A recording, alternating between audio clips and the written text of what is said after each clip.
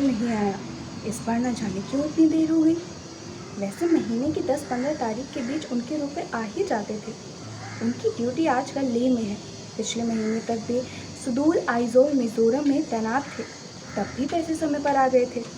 किंतु इस बार तो हद ही हो गई। आज महीने की 27 तारीख हो गई और सुंदरू के पिता के रुपए तो दूर, लेह लद्दाख जाने के बाद से कोई चिट्ठी तक नहीं आई। समझ में नहीं आता कि कहाँ से बच्चों की फीस और घर की राशन पानी के लिए पैसों का इंतजाम करूँगी। रंजू के मन में जहाँ तक कई तरह की आशंकाओं के बादल मंडरा रहे थे, वहीं वो इस बात को लेकर कुछ ज़्यादा ही परेशान थी कि अगले 2-1 दिनों में मनी ऑर्डर ना आने पर पैसों की व्यवस्था करेगी तो करेगी कहाँ से।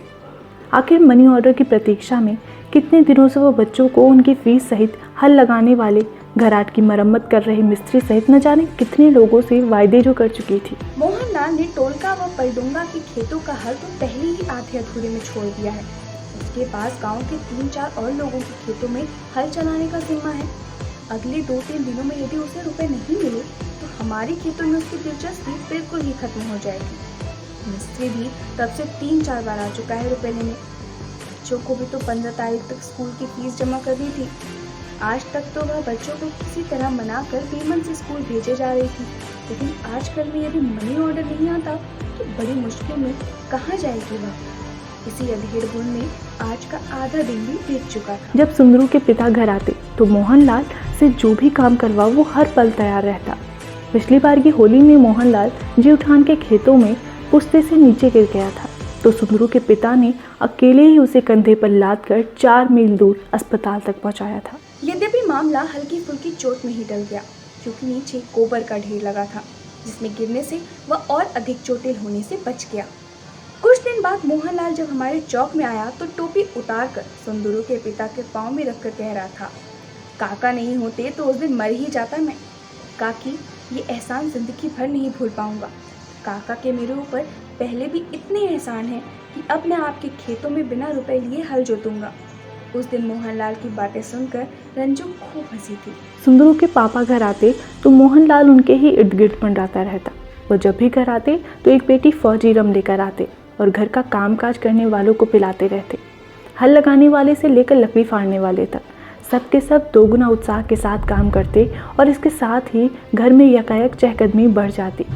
रंजू को भी अच्छा लगता। लोग कम से कम उन दिनों उसकी व उसके परिवार की खैर खबर पूछते हैं। किंतु आज घर के चौक की मंडेर पर अकेली बैठी रंजू ये नहीं समझ पा रही थी कि उसकी दुविधा का अंत कैसे होगा। वो इतनी गहरी सोच में डूबी हुई थी कि उसे एहसास ही नहीं हुआ कि कब शाम के 5 बज गए और स्कूल से बच्चों के लौट आने का समय हो गया। बच्चों की चहल पहल के बाद ही उसकी एकाग्रता टूटी। आज का पूरा दिन भी मनी ऑर्डर की प्रतीक्षा में पोस्टमैन की रात आते ही व्यतीत हो गया, तो रंजू अत्यधिक हताश हो गई। साथ ही तरह तरह की आशंकाओं व अनहोनी के ख्यालों से ही उसका पूरा बदन सिहर उठाता था। स्कूल से लौटने के बाद तीनों ही बच्चों ने कल फीस के पैसे न देने पर स्कूल न जाने की जिद पकड़ ली। मिस्त्री ने भी कल से घराट की मरम्मत का काम बीच में ही छोड़ देने का रहबाहट भिजवा दिया।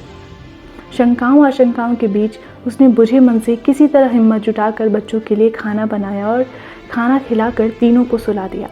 किंतु स्वयं उसकी तो भूख व नींद दोनों ही न जाने कहाँ लुप्त हो चुकी थी। रात गहराती जा रही थी, किंतु रंजू के कानों में तो आज शाम को कलावती सासू जी के कहे शब्द बार बार गूंज रहे थे कि बवारी, रवासन के गधेरे से लेकर तुम्हारे घराट के कोने तक पूरी की पूरी सार में कब की हल जुताई हो गई है।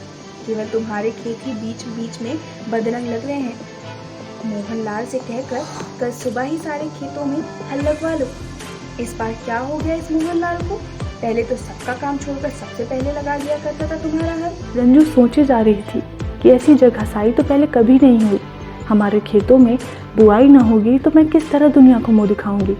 सारे लोग क्या कहेंगे? सुंदरू के पिता की साख भी तो मिट्टी में मिल जाएगी। नहीं, मैं ऐसा हरगिज नहीं होने दूंगी।